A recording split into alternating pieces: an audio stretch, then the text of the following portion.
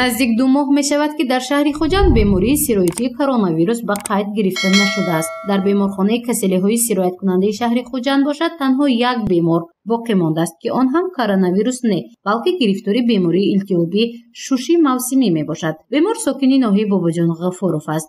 сабаби бистарӣ ва мавриди табобат қарор гирифтани беморро сардухтари беморхонаи каселиҳои сирояткунандаи шаҳри хуҷанд Рустам Бӯрибоев ба сину соли он алоқаманд мекунад. аз себеби он мо бистарӣ гардондек ки сини соли бемор аз 65 боло ва бемории ҳамрадиф дорад ба монанди фишорбаландӣ ва диабети қанд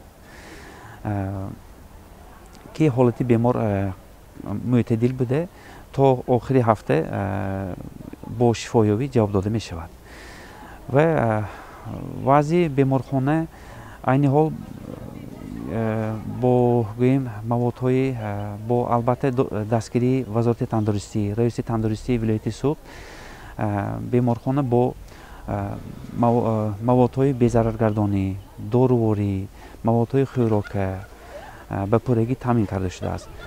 новбаста аз беҳтар шудани вазъи эпидемиологӣ беморхонаи каселиҳои сирояткунандаи шаҳри хуҷанд ҳанӯз зери карантин қарор дорад. аз ин рӯй сокиноне ки ба бемориҳои сироятӣ гирифтор мешаванд ба духтури сироятии минтақаи худ муроҷиат мекунанд. масалан агар зард парвин шавад духтурони сироятшинос таҳлил мегузаронанд. аз рӯи натиҷаи таҳлил хулосаи худро ба духтурони минтақавии сироятшинос интиқол медиҳанд ва бемор дар хона табобат мегирад. ин усули корбарӣ ба хотири пешгирӣ аз авҷи дигарбораи COVID-19 нигаронда шудааст.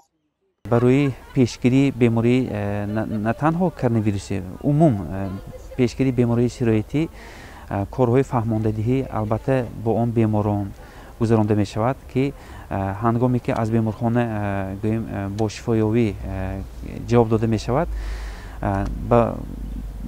дар шароити хона чӣ хел реҷаи гӯем карантинӣ реҷаи пешгирии бемории сироятӣ риоя намуданашон чӣ хел корҳоро корбарӣ карданро албатта ба пуррагӣ фаҳмонда суҳбат гузаронда мешавад ки мақсад гӯем ин беморӣ дига авҷ нагирад ва рӯ ба коҳиш ёфтанаш албатта ин масъулияти шаҳрвандон хело роли муҳим мебозад. дар ҳамин ҳол аз маркази назорати давлати сентари эпидемиологии шаҳри хуҷанд мегӯянд ки новбаста аз рӯи ба нестшавӣ ниҳодани пандемияи коронавирус сокинонро зарур аст ки дар кӯча бо ниқоб гарданд, махсусан онҳое ки аз кишварҳои хориҷа ба шаҳр ворид мешаванд ҳадди ақал то 14 рӯз дар хона бимонанд, чунки ин гурӯҳ муҳоҷирон эҳтимолияти дигарбора хуруҷ ёфтани коронавирус шуда метавонанд.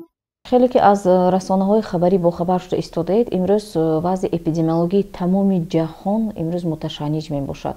хушбахтона бо қувваи тамоми сохторҳои дахлдори шаҳри хуҷанд мо тавонистем ки теъдоди беморони сироятии коронавирус инчунин илтиёби шадиди шушҳоро коҳиш диҳем ва имрӯз танҳо як нафар бемор дар беморхонаи сироятии шаҳри хуҷанд бистарӣ мебошаду халос дар таҳти назорати духтурони тибби оилавии марказҳои саломатии шаҳри хуҷанд ягон нафар дар қайд қарор надоранд. лекин имрӯз аз гузаргоҳҳои сарҳадӣ миқдори зиёди донишҷӯён, миқдори зиёди муҳоҷирони меҳнатӣ ворид шуда истоданд ва айни замон ҳамаи онҳоро мо дар зери рӯйхати алоҳида қарор дода ба духтурони оилавӣ гуфта истодем ки то ин ки онҳоро дар зери назорати карантинии 14 рӯза қарор диҳанд. лекин таҳлилҳо нишон медиҳад ки рӯзҳои гузашта аз тарафи мутахассисони маркази назорати давлатии санитарии эпидемиологӣ дар вақти ташриф овардан ба хонаи ин шахсон муҳоҷирон онҳо дар хонаҳои худ дарёфт карда нашуданд, яъне ки онҳо ба кӯча баромада реҷаи карантинро вайрон карда истоданд ва эҳтимолияти дуюмбора сарзадани беморӣ шуда истоданд. ду рӯзи охир кормандони маркази назорати давлати сентари эпидемиологии шаҳри хуҷанд дар кӯчаву хиёбонҳо мониторинг гузаронданд. дар натиҷа нисбати 80 нафар сокинон ки бениқоб дар ҷойҳои ҷамъиятӣ мегаштанд протоколҳои ҳуқуқвайронкунии маъмурӣ тартиб дода шуд.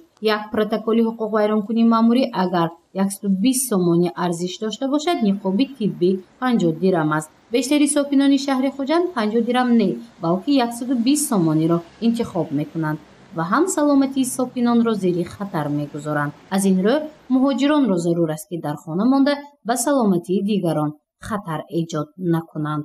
ва ҳар яке онҳо бо шаҳодатномае ки қаблан онҳо супорида буданду ба коронавирус ва натиҷаи он манфиро нишон дод вориди ҳудуди ҷумҳурии Тоҷикистон мешаванд.